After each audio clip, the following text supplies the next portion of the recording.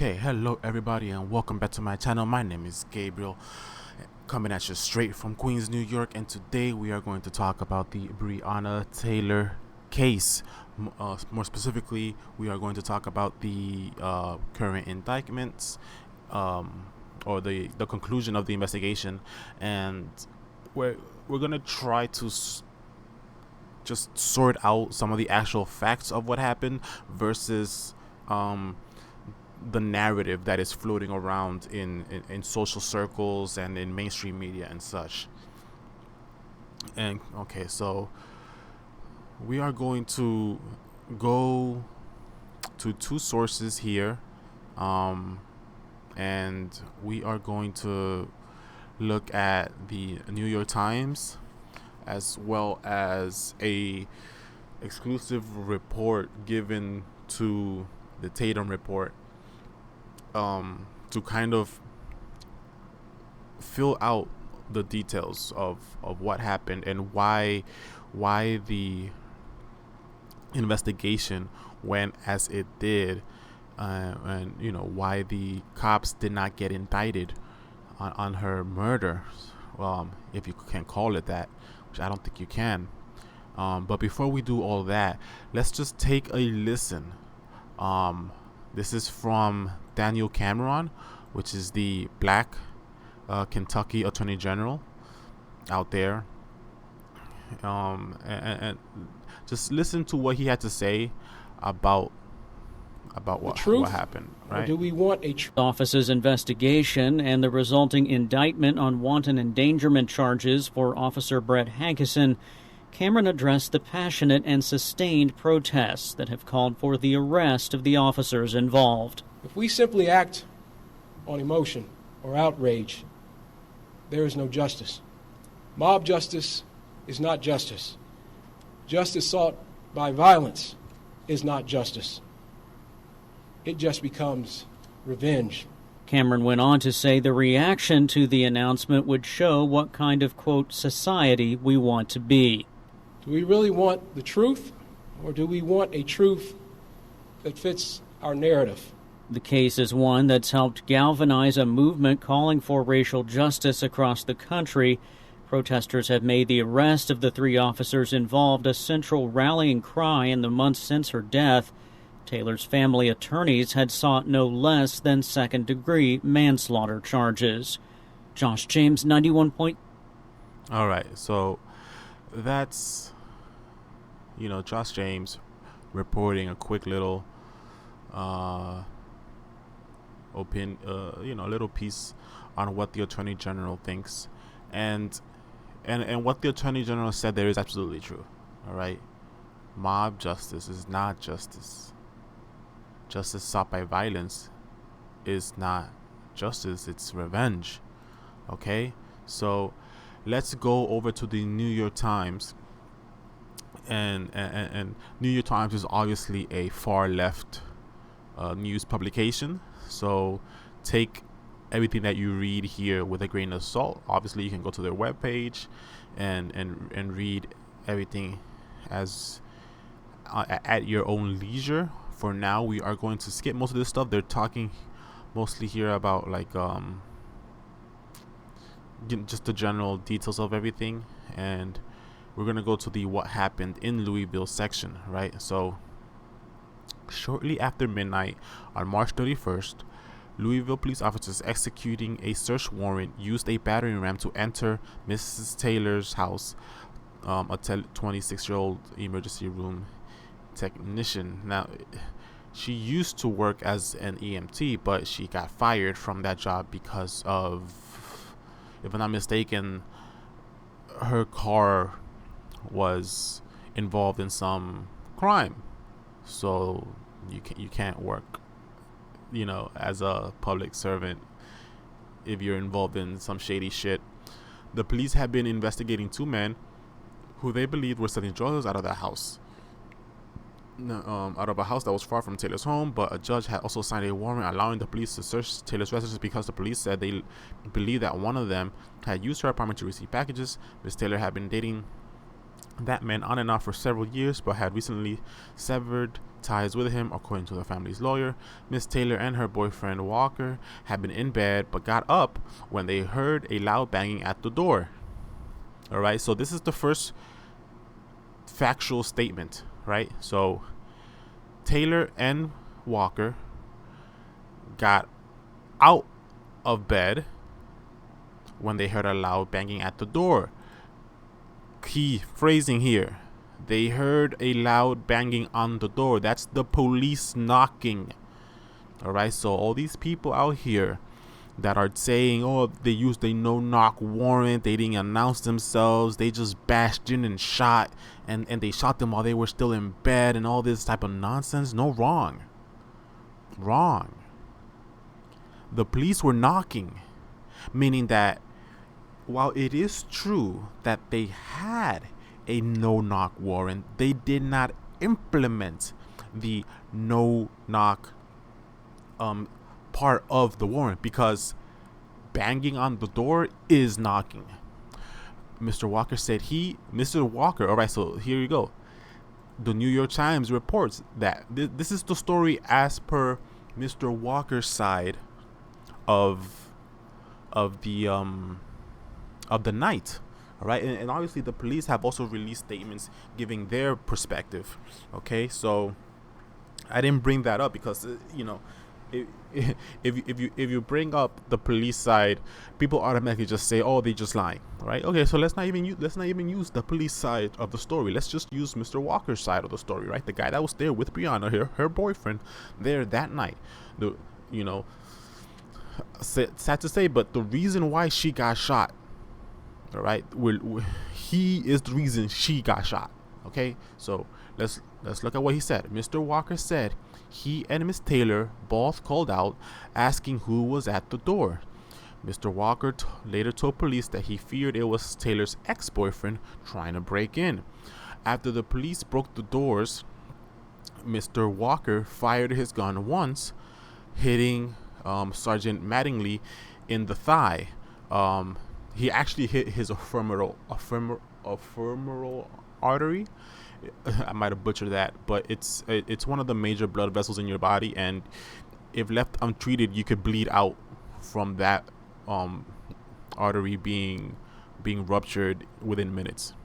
The police responded. Obviously, they so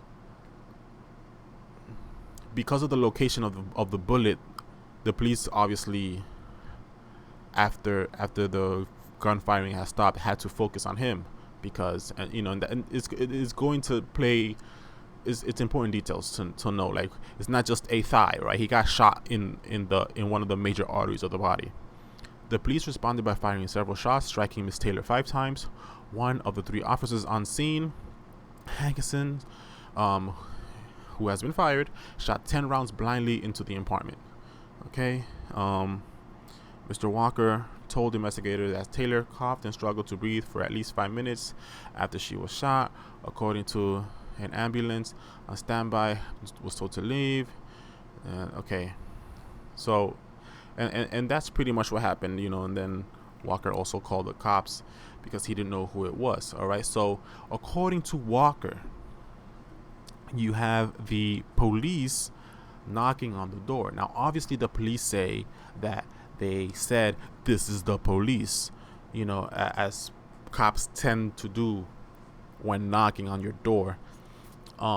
So right off the bat, we see the narrative breaking down about this whole no-knock warrant nonsense. The police didn't use a no-knock warrant. They had the option to, but they decided not to. And it's important to phrase that, is that why are people trying to fixate on this no-knock aspect of the warrant when that part of the warrant wasn't even applied? Okay, I mean, the article goes on. Obviously, it's the New York Times. Again, it's a far left news organization, so we can't really take too much into consideration. But another factoid that people need to take into consideration is that the police broke the door, right? They broke in, and Walker fired his gun. So the police did not randomly shoot through the door. They didn't, just go in there and kill them. They returned fire. They returned fire after they had already been shot at, and one of them was already hit. Okay, so these are critical details of the story that a lot of the protesters and activists simply are either lying, like they don't know this, or have been severely misinformed and don't care to learn the truth. Okay, so let's go over to the Tatum Report here, who got he's B. Tatum's an ex-cop. Obviously he still has some connections because he got this this report here. Let me see if I could go ahead and go full. Yeah, let me go full screen if possible. What the hell?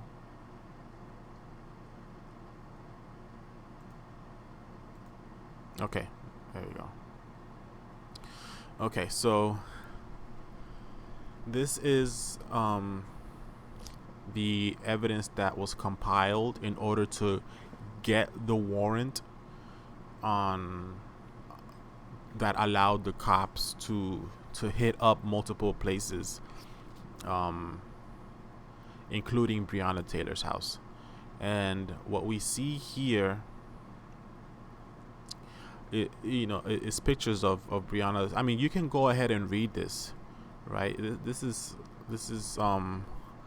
public information. You don't need to make an account or anything. Anybody can access this. All the information about the case, the police's perspective, Walker's perspective, and the evidence is all public. You don't need to make an account anywhere or anything like that to actually look up the details of what happened that night, and to look up why they were there. And this report here, it debunks another part of the narrative that a lot of the protesters are claiming, that Breonna was completely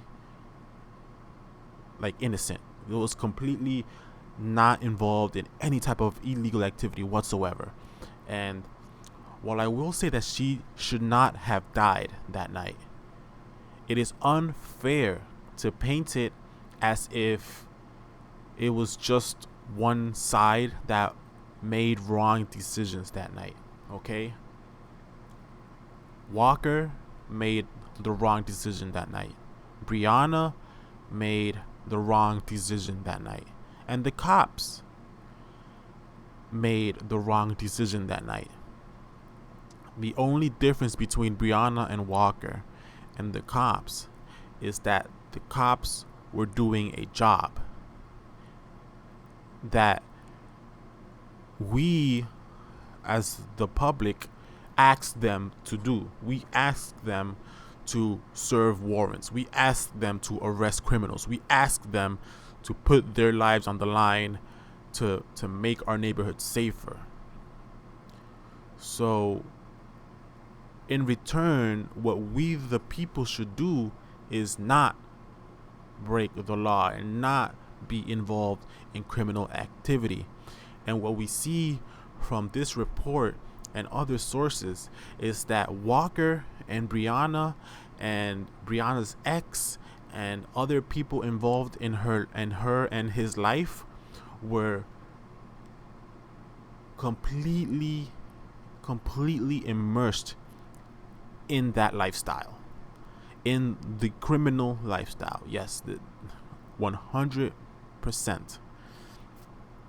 All right, so you can, and what this mostly is it's conversations, it's phone calls, right, from jail, from tapped phones and stuff like that, and you can read them talking about moving money and moving drugs, and I mean, look, a jail phone call on March 13th from Jamarcus Glover. All right, Kiera Bradley says to Glover, chop, that girl got killed over you.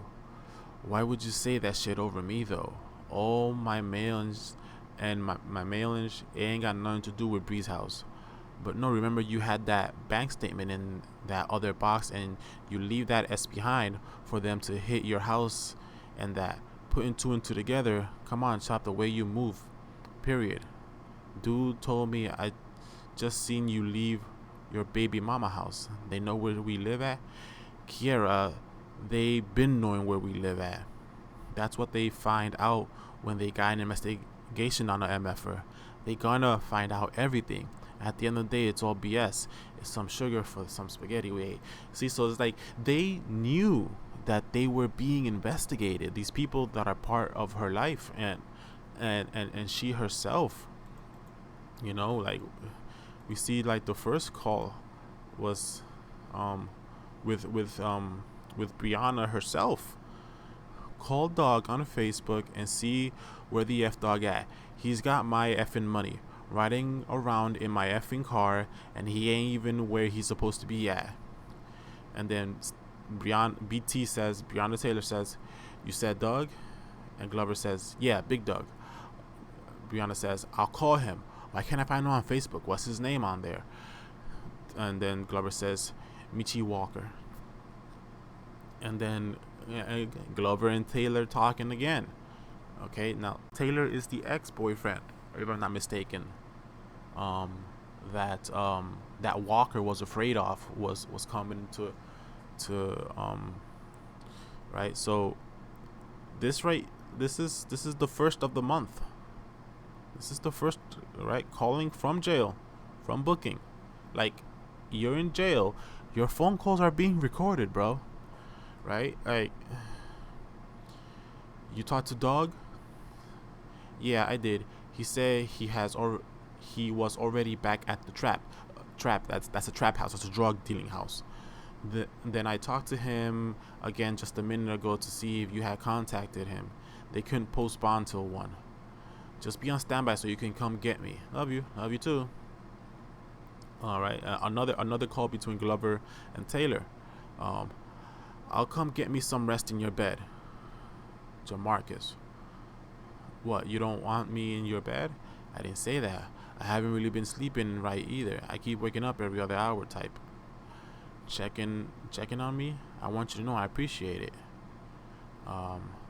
When you're around, this is Breonna talking. When you're around, I stress more because I just always be stressed about you. Not like with you and girls, but just period with the police, like all kind of that. So she knew what type of lifestyle this guy was living in, and she helped him. Like she was an enabler. She enabled that type of stuff. She didn't stop, even though she herself wasn't selling, but she was enabling. You cannot like let these type of people use your house and just your car and all this type of stuff, because you're complicit now. You're an accomplice in the crime. And this is like a huge 41-page report. It's 39 pages of actual content, and it's literally just phone calls of Glover and Walker and like all these people in Breonna's life that know what's going on. You know, they know that me and you haven't been effing around. That's probably why they didn't come to my house. Glover says to Bradley, I'm hurt. My name getting called about Bree's death. This dude, Walker, in jail. This dude got Bree dead. He said they were beating on the door. You have to stop moving so messy. You are the one that they want. Right? Yeah, he shoots at the police. They shoot back. Bree in the hallway, and she gets killed. Like, that's what happened. Walker shot at the police shoot back, and they hit Bree. It's a shame. It's a tragic accident, and it's an accident that could have been avoided had these people not been about that life. You can't be about that street life. And when you're about that street life, there's only two ways it ends. It either ends with you dead or you in jail. Those are the only outcomes for living that type of lifestyle. So, just do your own research. Look at the reports. Look at the evidence. Look at the witness testimony. One of the neighbors came out into the hallway because the police were knocking so hard. Right? They were it's like the neighbors could hear the police. But Walker is saying that he can hear them say that they police. And an important thing to note is that Walker obviously isn't a credible, outstanding individual, right? So it wouldn't surprise me if he's saying whatever he needs to say in order to put as much blame of this on everybody else and not on himself. Because the reason why the cops were at Bree's house was because he was using Bree's house as part of his game. It's a shame that she got hit. In one of the pages of the police report, one of the people that were because I read the whole thing, and I forgot who was talking, but people that were talking about what happened that night, and one of them said that he shot and then he went and ran and hid, and then Bree was the only one left there, and that's why she ended up taking all the bullets, right? So they were in the hallway together, right? The cops say that they saw the silhouette of a man and a woman, and then the man fired and they shot back, but only the woman got hit, right? How is that possible unless the man ducked and covered and hid behind the woman? And that's just speculation on my part. That's all I got to say about the Breonna Taylor case. The cops weren't in the wrong for shooting back, and even Walker wasn't necessarily in the wrong for shooting at the police, because it is entirely possible that he did not hear them say that they are police. But we have the witness testimony from the neighbor. We have the police testimonies themselves saying that, yeah, they did announce themselves, and all sides say that they were in fact knocking on the door. So it is possible that when they were knocking, they were saying this is the police, but the banging of their knocks over the sound, overtook their voicing out that they're police. So and if Breonna and Walker had like a movie playing in their bedroom or whatever, then the sound from their apartment could have also been interfering with the sound of the police yelling out that they're the police. But it's a shame. Breonna shouldn't have even, she shouldn't it was her house, so she should be there. Walker shouldn't have been there. Knowing that he's in the game, Breonna shouldn't have been dating him. These are bad decisions by all parties, right? Maybe the cops should have used the no knock aspect of the warrant. Yeah, maybe if they would have just busted in there, Breonna wouldn't have had the opportunity to be in the hallway, and it would have just been Walker and the police. Who knows? It's a shame what happened, but at the end of the day, it wasn't a racial incident. This was not state-sanctioned violence against minority people. So, yeah, that's all I got to say, man. See ya.